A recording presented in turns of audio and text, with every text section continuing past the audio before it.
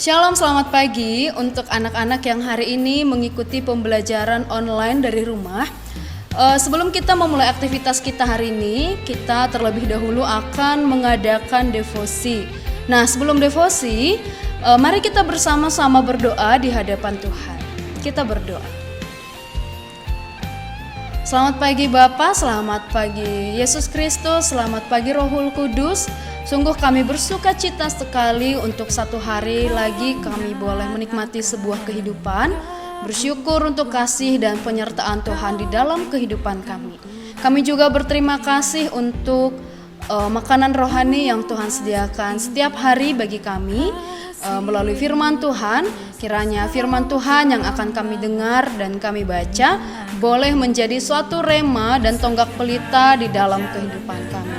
Terpuji, termulialah nama Tuhan, kami berdoa dan mengucap syukur. Amin. Nah, hari ini kita akan membaca satu bagian dari Perjanjian Lama ya. Mari bersama-sama kita buka Alkitab kita dari Yesaya 1 ayat 3. Kita buka bersama-sama ya, Yesaya 1 ayat 3. Ibu akan membacakan untuk kita semua. Kalian boleh menyimak dan mendengarkan. Yesaya 1 ayat 3, demikian firman Tuhan. Lembu mengenal pemiliknya, tetapi Israel tidak. Keledai mengenal palungan yang disediakan tuannya, tetapi umatku tidak memahaminya. Nah, pada bacaan kita kali ini kita sedang membahas tentang seseorang yang melupakan pemiliknya, begitu ya. Nah, ada sebuah cerita sepasang suami istri hidup di bagian utara Amerika. Mereka hidup berdampingan selama 30 tahun ya. Sudah menjadi suami istri selama 30 tahun. Nah, suatu hari sang suami ini merasa sangat terluka, merasa sangat sedih hati, merasa begitu menyakitkan hatinya gitu ya. Kenapa? Ternyata sang istri mengalami satu keadaan yang tidak mengenakan begitu ya. Istrinya harus mengidap satu penyakit yang namanya adalah penyakit Parkinson. Nah, penyakit Parkinson ini adalah penyakit di mana seorang yang mengalami tubuh yang kaku, gerakan yang kaku ketika dia melakukan sebuah aktivitas ataupun gerakan. Begitu ya, ketika dia berjalan, ketika dia memegang, ketika dia berdiri, itu semuanya akan sangat kaku begitu ya. Nah, selain itu penyakit Parkinson ini juga menimbulkan gejala sulit menjaga keseimbangan. Jadi kalau berjalan itu sedikit lebih susah karena tubuhnya tidak bisa seimbang gitu ya. Kemudian hal yang paling menyedihkan dari penyakit Parkinson ini adalah penderita jadi melupakan segala sesuatu. Jadi bahasanya itu seperti lupa ingatan begitu ya. Bayangkan seorang istri tidak mengenali suaminya, seorang istri tidak mengenali anak-anaknya. Bayangkan ya, hidup 30 tahun bersama-sama saling mengasihi, tapi ternyata suatu hari istrinya bertanya, "Kamu siapa?"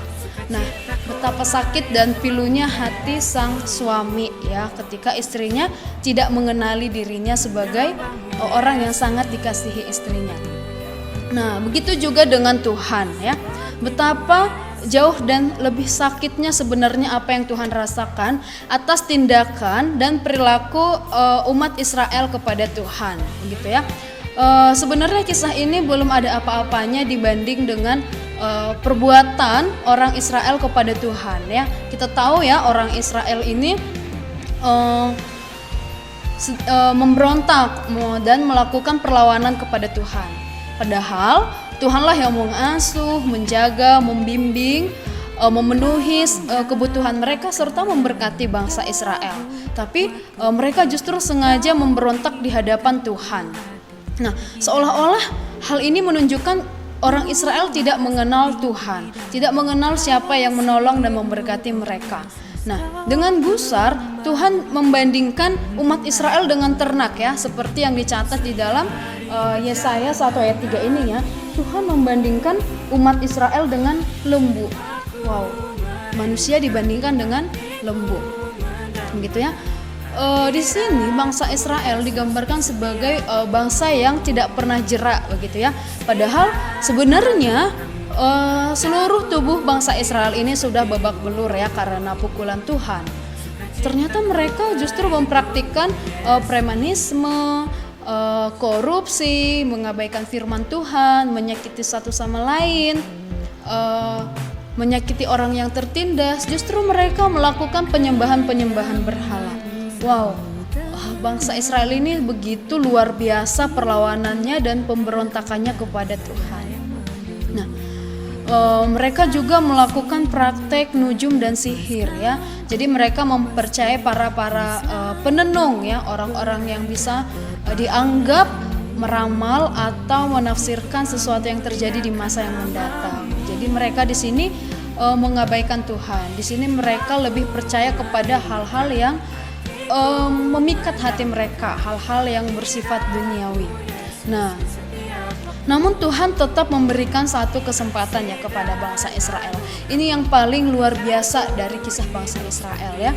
Di balik pemberontakan bangsa Israel, di balik perlawanan bangsa Israel, kita bisa melihat satu pembelajaran yang sangat berharga, di mana Tuhan tetap menunjukkan kasih setianya kepada bangsa Israel. Tuhan tetap memberikan kesempatan kepada bangsa Israel untuk bertobat dan berseru kembali kepada Tuhan. Nah, bagaimana dengan kehidupan kita hari-hari ini? Apakah kita juga cocok dibandingkan dengan ternak lembu itu? Gitu ya. Apakah kita ini pantas dibandingkan dengan ternak lembu oleh karena pemberontakan, perlawanan, serta kesombongan kita di hadapan Tuhan? Bagaimana kita bisa hidup selanjutnya setelah merefleksikan hal itu, supaya kita bisa hidup berkenan di hadapan Tuhan, menyukakan hati Tuhan, dan membuat Tuhan bersuka cita atas apa yang kita lakukan. Nah, hari ini dosa-dosa apa yang masih sering kita lakukan? Yang itu adalah memberontak di hadapan Allah. Dosa-dosa apa yang masih sering kita simpan? Kamu punya tabung dosa di mana kamu menabung dosamu setiap hari? Mari kita buka tabung dosa itu, kita bawa kepada Tuhan, tinggalkan itu, dan kita mencoba hidup yang baru bersama-sama berjalan dengan Tuhan ya. Jadi hari ini kita diingatkan kembali untuk tidak mengikuti apa yang bangsa Israel lakukan, yaitu mereka melupakan siapa yang menolong mereka. Mereka melupakan penolong dan penyelamat mereka. Hari ini kita ingat lagi, Kristus adalah penyelamat kita. Mari kita kembali berjalan ke jalan yang benar bersama-sama dengan Kristus. Ingat ya, walk with God every day. Jadi berjalan bersama Tuhan setiap hari ya.